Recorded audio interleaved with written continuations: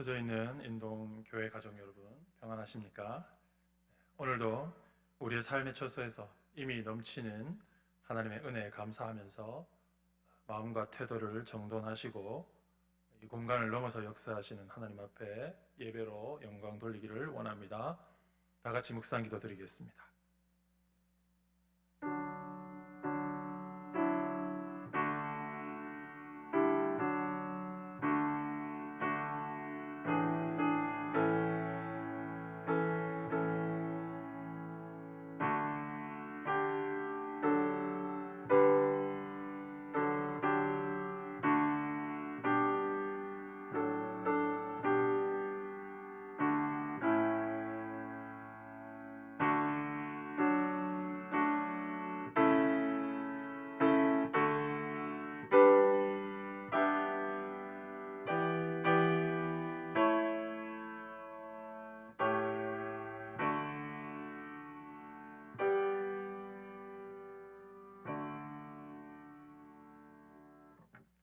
사랑의 하나님 아버지, 오늘도 주님의 몸된 교회의 모든 권속들이 흩어져 있는 처소에서 예배를 통하여 한 몸을 이루어 주님께 영광을 돌리기를 원합니다.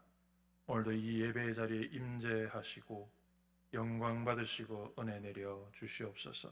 주 예수 그리스도의 이름으로 기원하옵나이다. 아멘. 찬송가 70장 찬송 드리겠습니다.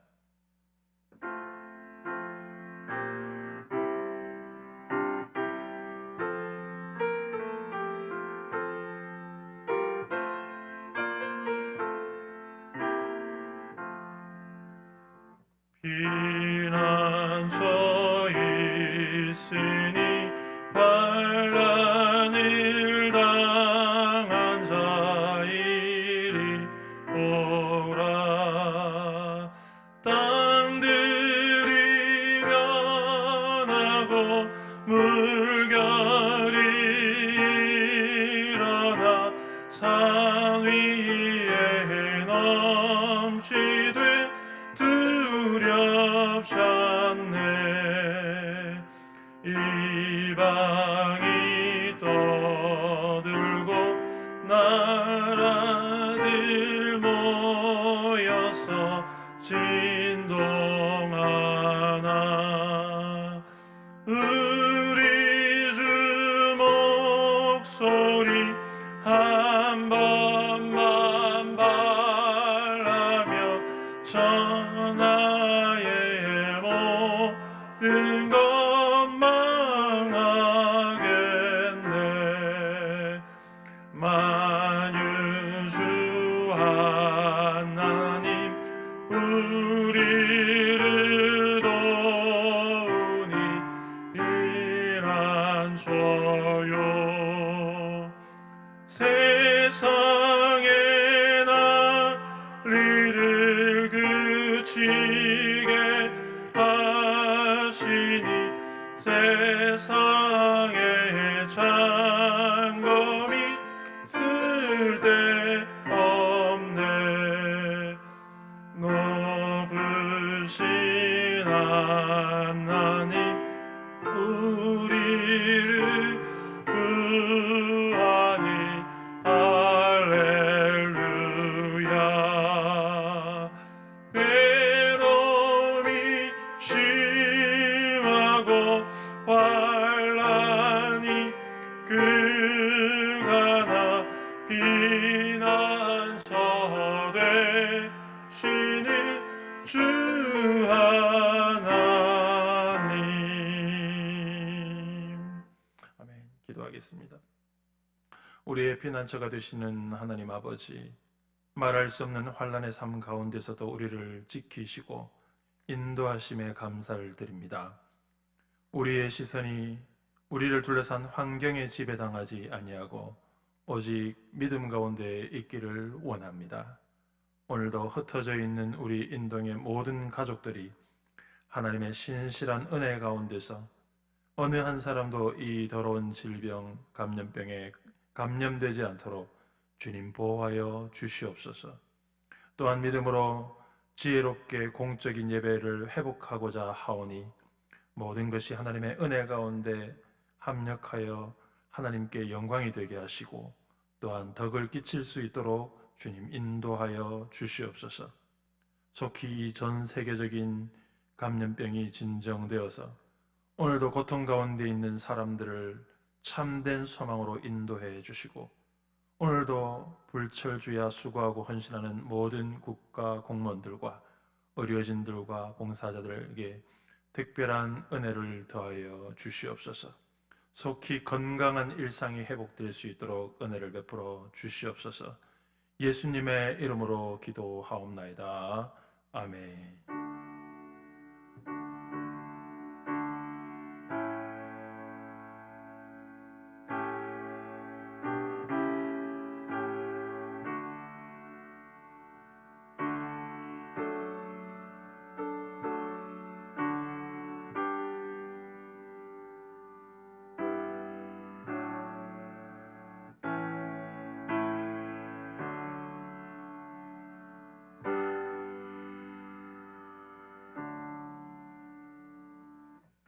네, 오늘 우리가 함께 보실 하나님의 말씀입니다. 하나님의 말씀은 신약성경 사도행전 27장입니다. 사도행전 27장 20절에서 마지막 26절까지 말씀을 함께 보시겠습니다. 신약성경 235면에 있습니다. 사도행전 27장 20절에서 26절까지 말씀을 함께 보시겠습니다. 제가 봉독해 드리겠습니다. 여러 날 동안 해도 별로 보이지 아니하고 큰 풍랑이 그대로 있음에 구원의 여망마저 없어졌더라. 여러 사람이 오래 먹지 못하였음에 바울이 가운데서 서서 말하되 여러분이여 내 말을 듣고 그레데에서 떠나지 아니하여 이 타격과 손상을 면하였더라면 좋을 뻔하였느니라. 내가 너희를 권하노니 이제는 안심하라. 너희 중 아무도 생명에는 아무런 손상이 없겠고 오직 배뿐이리라. 내가 속한 바 내가 섬기는 하나님의 사자가 어젯밤에 내 곁에 서서 말하되 바울아 두려워하지 말라. 네가 가이사 앞에 서야 하겠고 또 하나님께서 너와 함께 항해하는 자를 다 내게 주셨다 하였으니 그러므로 여러분이여 안심하라. 나는 내게 말씀하신 그대로 되리라 하나님을 믿노라. 그런즉 우리가 반드시 한 섬에 걸리리라 하더라. 아멘. 사람이 어려움과 고난을 만나면 그 사람의 됨됨이와 또 그 사람의 실력이 드러나게 됩니다. 평소에는 그 사람의 됨됨이가 어떠한지 또 그 사람의 능력이 어떠한지 잘 정확하게 가늠이 되지 않다가도 고난이나 어려운 역경 이러한 상황이 오게 되면 비로소 그 사람이 가지고 품고 있는 그 품성과 됨됨이, 인격적인 향기가 드러나고 또한 그 사람이 가진 실력도 드러나게 됩니다.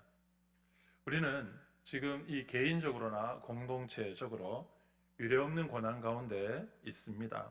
불과 한 달 전쯤만 해도 중국을 강타한 이 신종 감기 정도로만 우리가 그렇게 심각하게 받아들이지 않던 이 질병이 지금은 우리나라를 비롯해서 전 세계적으로 매우 심각한 질병으로 삶을 송두리째 흔드는 그러한 연병이 되었습니다. 이 작은 바이러스의 감염병은 전 세계적인 경제적, 사회적, 국가적인 위기가 되었습니다. 그래서 사람들은 누구나 두려워하고 근심과 불안 가운데 있는 것이 사실입니다. 과연 이러할 때에 사람들의 불안과 염려와 두려움에서 건질 수 있는 그러한 됨됨이와 실력을 가진 영웅은 어디에서 나오는 것이겠습니까? 고난의 순간에 참된 희망의 메신저가 될 수 있는 사람은 어디에 있겠습니까? 위기의 초기에는 정부나 관리들이 희망을 선포했습니다. 하지만 위기가 예상 밖에 더 커져가면서 실질적으로 희망의 메신저가 되는 사람들은 현장에서 불철주야 뛰어다니고 있는 봉사자들과 환자들을 돌보는 의료진들과 또한 그런 봉사자들입니다. 그런데 문제는 우리가 지금 겪고 있는 이런 위기와 고난은 의료진들이 그들의 헌신으로만 해결되지 않는 그러한 총체적인 위기가 되었다라는 데에 심각한 문제가 있습니다. 고난이 더욱 커지고 깊어지는 바로 이럴 때에 참된 희망의 메신저가 되어야 할 사람들은 다름이 아닌 다른 사람들이 아닌 바로 저와 여러분임을 믿습니다. 이제 하나님의 교회가 절대적으로 이 절망의 어둠이 드리워진 세상 속에 참된 희망의 메신저로 일어나야 하고 희망의 등불을 올려야 하는 것입니다. 오늘 말씀을 보면 완전한 절망의 바다를 헤매는 이 배에서 지쳐가고 죽어가는 사람들 가운데서 담대히 일어나 희망의 메시지를 외치는 사람이 있습니다. 바울이 타고 있는 이 배는 바울을 죄인의 신분으로 로마로 압송하는 배입니다. 애굽에서 이 로마를 오가며 교역 물자를 실어 나르는 대형 양곡선에 이 바울을 비롯한 다른 죄수들을 로마로 압송할 책임을 지고 있는 백부장이 이 배에 옮겨 죄수들을 태워서 로마로 이제 이송하는 그런 가운데 일어난 일인 것입니다. 그런데 문제는 이 항해하는 도중에 예상치 못한 유라굴로라고 하는 광풍이 불어닥쳐서 배가 파산할 위기에 놓였다는 것입니다. 이 배가 얼마나 큰 어려움을 겪었는지 또 그런 과정에 대해서는 27장 1절부터 상세하게 오늘 본문 앞에까지 증거하고 있습니다. 이러한 많은 어려움, 간신히 항해해오는 과정 속에서 이 배 안에 어떤 상태인지 이 오늘 본문에서 과정의 결론적인 한마디로 바울은 20절에서 이렇게 증거합니다. 여러 날 동안 해와 별도 볼 수 없다 이렇게 말하고 칠흑 같은 어두운 가운데서 여전히 풍랑이 계속되고 있는, 그래서 구원의 여망이 전혀 없는 상태가 바로 이 27장 1절에서 시작되는 그들의 힘겨운 항해의 결과였습니다. 그래서 지금 바울과 함께한 모든 사람들이 마주하고 있는 현실은 어떤 곳에서도 희망이라고는 찾아볼 수 없는 완전한 절망의 상태, 바로 그러한 상태라고 사도 바울은 우리에게 증거해 주고 있습니다. 그렇기 때문에 어느 누구도 이 상황 속에서는 희망을 말할 수 있는 도저히 그럴 상황이 아니라는 사실이죠. 그런데 바로 이러한 순간에 아무도 희망을 말할 수 없는 현실 속에서 사도 바울은 담대히 일어서고 있다고 우리에게 본문은 증거해 주고 있습니다. 일어나서 이렇게 말합니다. 내가 권하노니 이제는 안심하라 이렇게 선포하고 있습니다.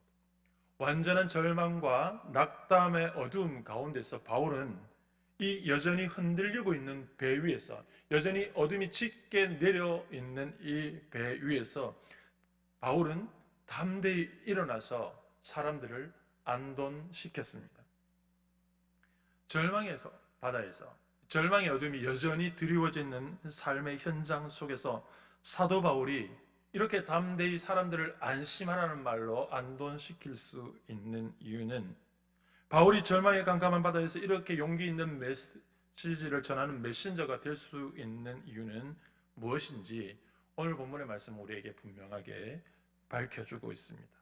그래서 이 본문의 말씀을 통하여서 우리 역시 이 시대 가운데 참된 희망의 메신저가 되기 위해서는 어떤 삶으로 살아야 하는지, 또 어떻게 그렇게 살 수 있는지 우리에게 주시는 교훈들을 함께 살펴보기를 원합니다.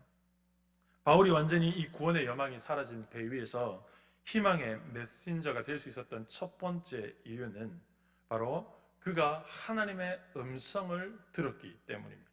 이 절망의 상황 가운데서도 그에게 들려지는 하나님의 음성이 또렷하게 들려졌기 때문에 바울은 여전히 깜깜한 바다 가운데서, 여전히 흔들리는 배 위에서 희망의 메시지를 담대히 선포할 수가 있었던 것입니다. 23절 말씀이 바로 그것을 우리에게 증거합니다.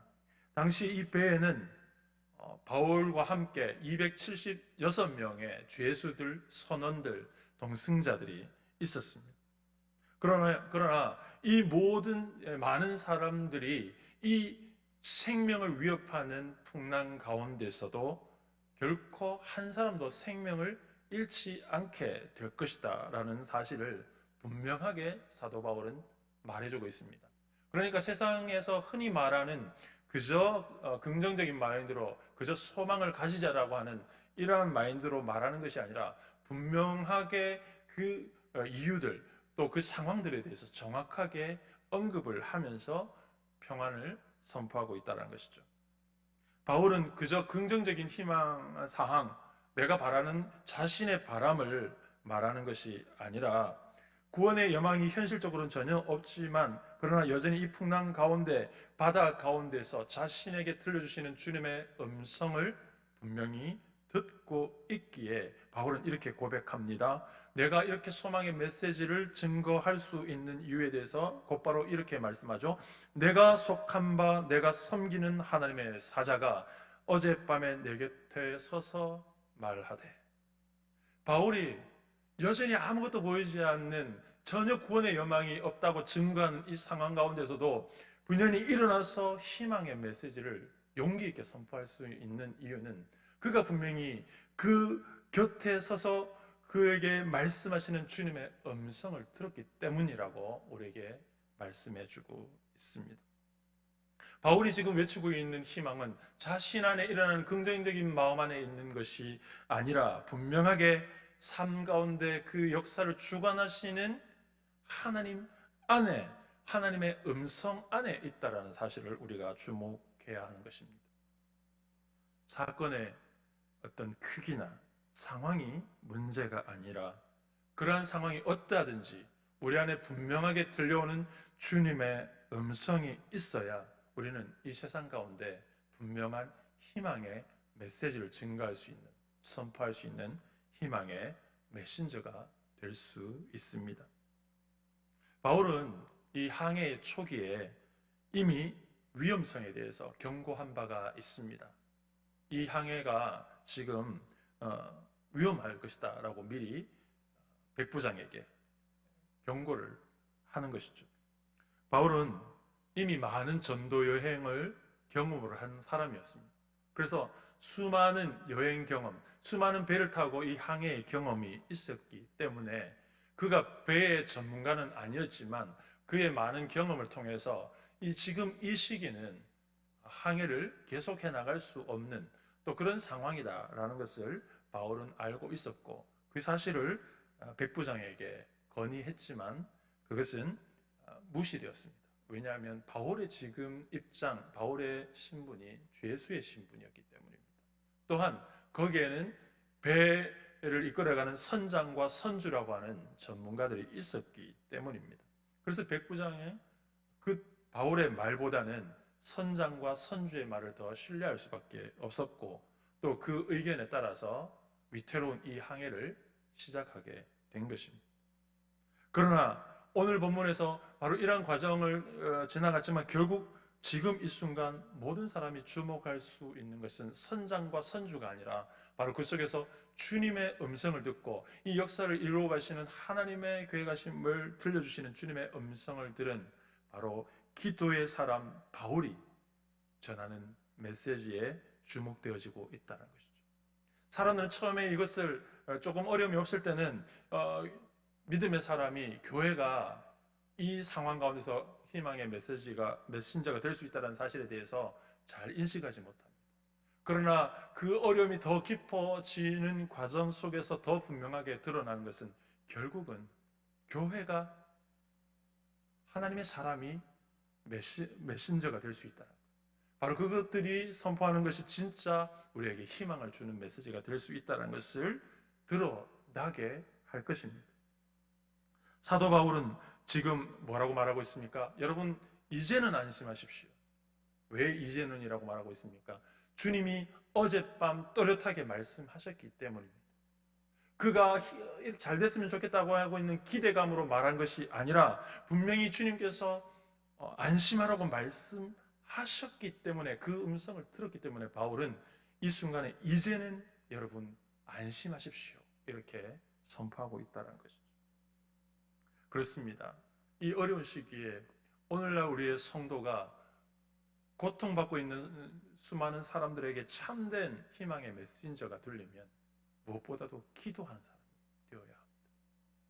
역대하 7장 14절 말씀 가운데 이 땅 가운데 재앙이 있어지게 되고 연병이 가득하게 될 때에 하나님께서 그 땅을 치유하시는 방식에 대해서 말씀하시는데 이렇게 말씀하십니다. 내 이름으로 일컫는 내 백성이 스스로 겸비하여 내게 기도하면, 하나님께서 이 땅에 원치 않는 수많은 어려움 가운데 고통받고 있을 때 그 땅을 변화시키고 살리시는 근본적인 것은 어떤 대단한 능력자가 아니라 바로 하나님의 이름으로 일컫는 하나님의 백성이 하나님께 기도하면 하늘에서 들으시고 치유하시겠다고 말씀하시는 것이죠. 그래서 성도는 이런 어려운 때일수록 무엇보다도 기도의 자리로 나아가서 그 기도의 자리에서 주시는 하나님의 그 응답을 가지고 세상에 담대히 우리가 가진 소망의 이유에 대해서 말할 수 있어야 하는 것입니다.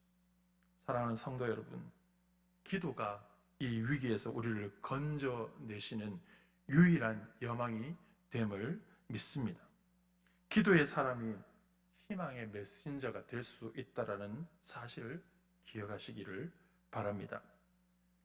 두 번째로 바울이 이 절망의 세상에 이 희망의 메신저가 될 수 있었던 이유는 바로 하나님의 뜻과 목적에 대한, 또한 그 목적이 반드시 있는 한 삶은 무너지지 않는다라고 하는 하나님의 구원의 역사하심에 대한 분명한 이해가 있었기 때문입니다.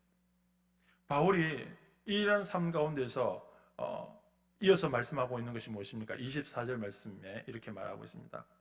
바울아 두려워하지 말라. 그러니까 주님께서 뭐라고 말씀하셨냐면 바울아 두려워하지 말라. 내가 가이사 앞에 서야 하겠고 또 하나님께서 너와 항해하는 자를 다 내게 주셨다 하셨다. 이렇게 말씀하고 있습니다. 세상의 모든 여망이 다 사라져도 무엇이 있다는 것입니까? 지금 굉장히 고난스럽게 오고 있는 이 항해지만, 그래서 어떻게 될지 모르는 깜깜한 항해를 하고 있지만, 그러나 그 속에서 분명한 것은 무엇이라고 바울은 얘기하고 있습니까? 하나님의 구원의 계획하심이 분명하게 있다는 것이죠. 그래서 하나님께서 이 바울이 가이사 앞에 로마에 서야 한다는 것과 또한 그들과 함께하는 모든 사람이 한 명도 다치지 않고 한 명도 생명의 위협을 받지 않고 다 하나님께서 바울의 손에 붙여 주셨다라는 사실을 말씀하셨다고 지금 선포하고 있는 것입니다. 그래서 이 상황, 현실은 분명히 굉장히 어려운 상황임에도 불구하고 분명하게 바울에게 주목시켜 주고 있는 것은 그 속에 하나님의 크신 계획이 있다. 하나님의 크신 계획은 지금도 흘러가고 있다는 것이죠. 여러분, 하나님은 분명히 바울을 로마까지 세우시겠다라고 하는 목적을 밝히시고 계십니다. 다만 우리는 왜 이런 생명의 위태로움을 넘어서서 죄인의 신분으로 바울을 로마까지 데려가시는지 하나님의 그 크신 계획을 다 알지 못할 뿐, 하나님의 계획은 처음부터 이러한 방식으로 바울을 로마에 세우시겠다고 하는 하나님의 선하신 계획이 지금도 이루어지고 있다는 것이죠. 그래서 어떤 세상의 어떤 것들도 하나님의 뜻과 계획에 전혀 장애물이 되지 못할 뿐만 아니라 하나님의 계획은 꺾이지 않는다라는 사실. 바로 그것이 바울이 이 순간에 아무것도 보이지 않는 이러한 삶의 영향이 끊어진 상황 속에서 세상 사람들에게 담대히 희망을 선포할 수 있는 이유인 것입니다. 여러분, 마가복음 4장에 보면 폭풍이 거센 바다를 건너가는 예수님과 제자들의 모습이 기록되어 있는데, 바로 그 항해의 시작 역시도 바로 주님께서 얘들아 건너편으로 가자라고 먼저 목적지를 설정해 주셔서 항해가 시작됐다는 것입니다. 그러니까 바다편으로 건너가시려고 하시는 것은 주님의 뜻이었고, 제자들은 왜 그곳으로 가야 하는지 몰랐지만 그 과정 속에서는 원치 않는 폭풍이, 생명의 위협을 안게 되는 폭풍이 일어났다는 것입니다. 그러나 분명한 것은 무엇입니까? 그들이 그 맞은편으로 안전하게 도착했다는 사실. 그것은 무엇 때문입니까?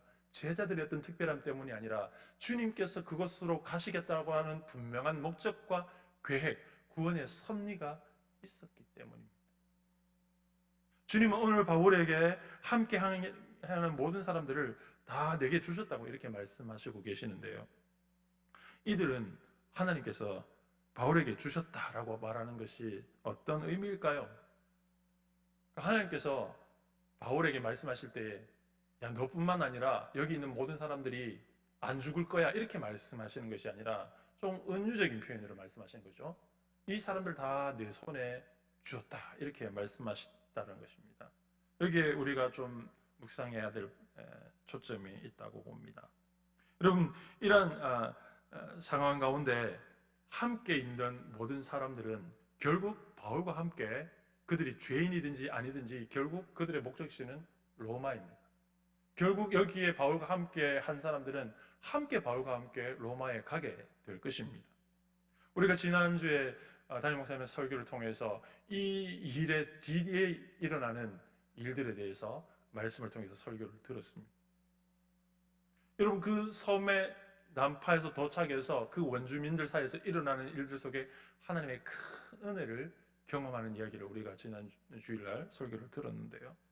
여러분, 그 속에서 이 276명 바울과 함께하는 사람들이 이 풍랑을 이겨낸 것과 또 도착한 그 멜리데 섬에서 일어난 수많은 하나님의 은혜들이 그들에게 얼마나 생생하게 와닿았겠습니까?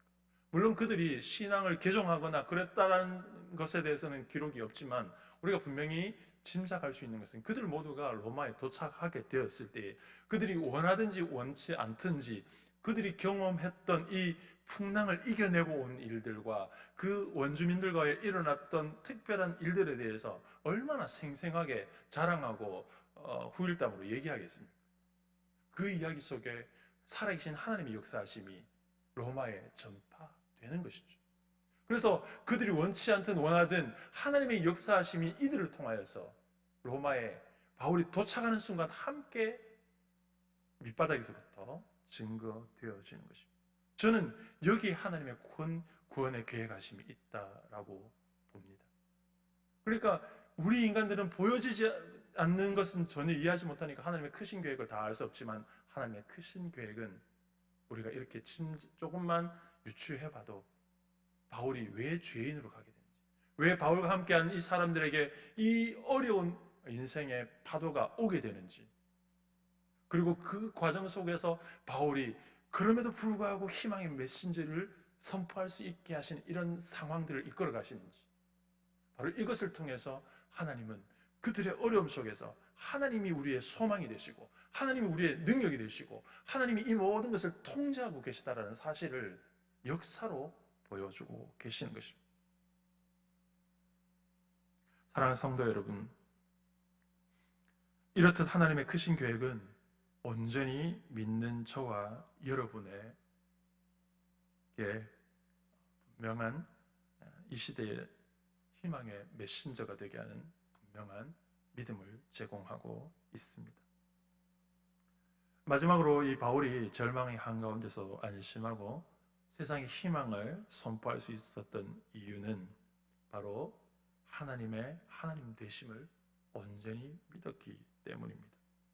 25절 말씀에 사도 바울은 이렇게 고백합니다. 그러므로 여러분이여 안심하라.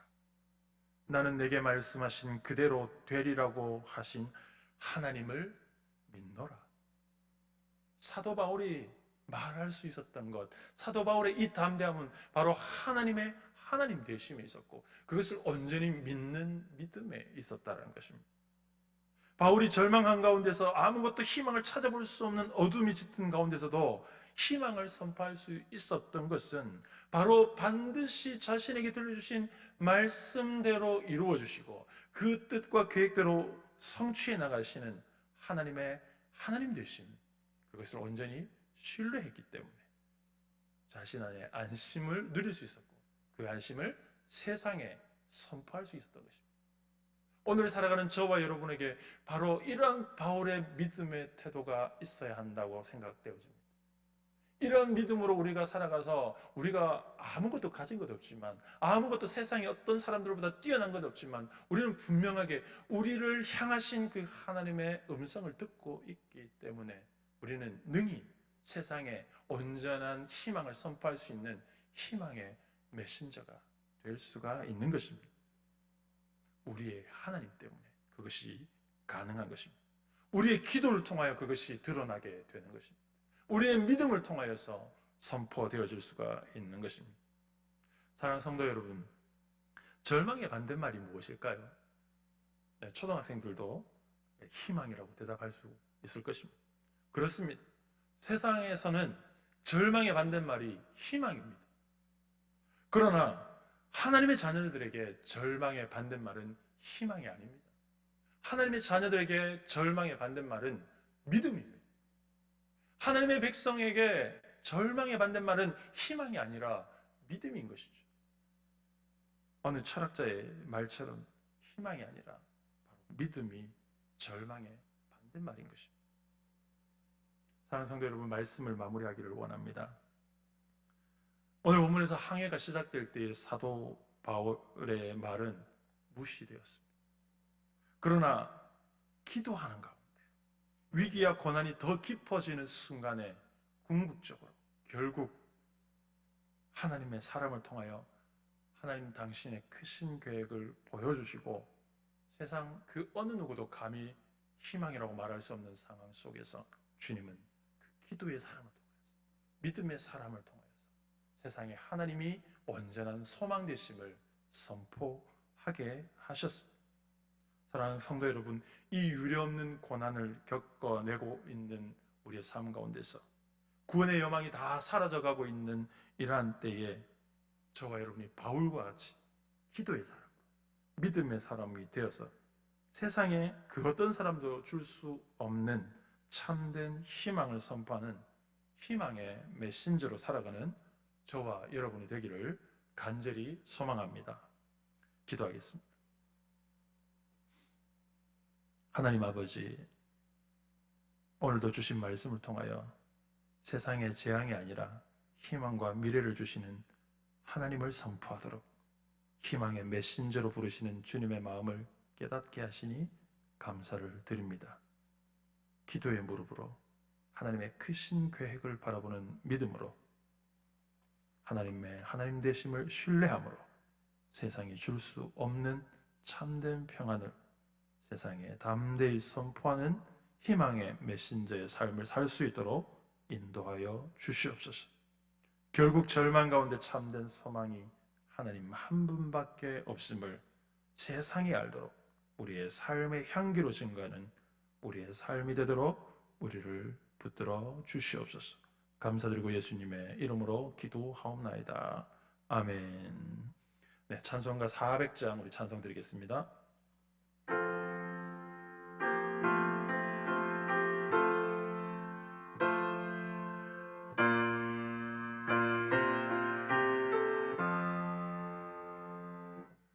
험한 시험물 속에서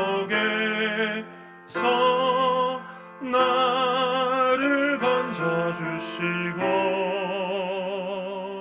노한 풍랑 지나도록 나를 숨겨주소서. 주여 나를 보시사고 이 품어주시고 험한 풍파 지나도록 나를 숨겨주소서. 권세 능력 무한하사 모든 시험 이기고 풍랑까지 다스리는 주님 앞에 비오니 주여 나를 도지사 이 품어주시고 아픔과 지나도록 나를 숨겨주소서. 죄악 일에 빠진 이몸 캄캄한 내 헤매는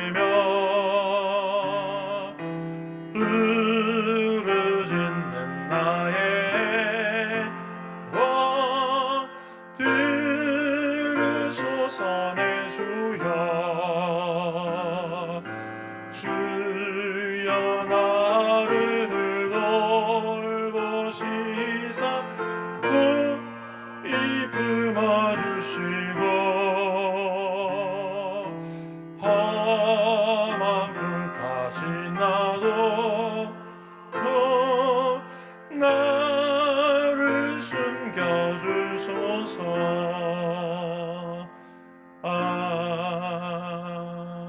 아멘. 네, 광고 말씀드립니다. 다음 주일은 온라인 가정 예배와 동시에 엄격한 이 방역 체계 안에서 공적인 예배를 재개합니다. 주일 새벽부터 예배를 드리게 되고 낮 예배는 1, 2부 예배로 드리게 됩니다. 아울러서 주중 새벽 기도 역시도 본당에서 예배를 드리게 되겠습니다.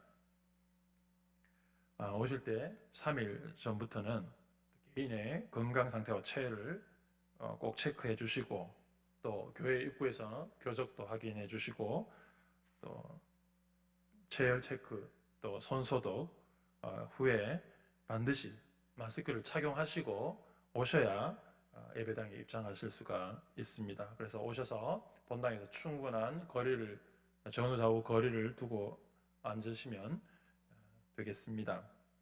65세 이상 우리 어르신들과 또 몸에 기저질환이 있으신 분들은 종전대로 가정에서 예배를 드릴 수 있도록 또 그렇게 해주시면 감사하겠습니다. 또 충분한 거리를 두고 앉아서 예배를 드려야 하기 때문에 우리 교사 선생님들과 또 중직자 여러분들께서는 일부 예배에 오셔서 또 인원을 분산하는데 협조해 주시면 교회가 또 은혜롭게 예배를 드릴 수가 있겠다는 말씀을 드립니다. 그 밖에 자세한 광고는 홈페이지나 또 공지된 문자 메시지를 꼼꼼하게 읽어보시고 대응해 주시기 바랍니다. 각 주일학교와 소그룹과 또 식당 운영 등은 당분간 중단될 수밖에 없습니다. 그래서 예배에 집중해 주시고 또 꼭 주의사항들을 참고해 주셔서 또 예배를 드리는데 어려움 없도록 그렇게 대응해 주시면 감사하겠습니다. 축도하고 예배를 마치도록 하겠습니다. 지금 우리 주 예수 그리스도의 은혜와 하나님 아버지의 크신 사랑과 성령님의 위로 교통 역사하심이 세상의 참된 희망의 메신저가 되기로 결심하고 돌아가는 모든 성도들의 머리 위에 흩어져 있는 모든 인동의 가족들 가운데에 영원토록 함께 있을지어다. 아멘.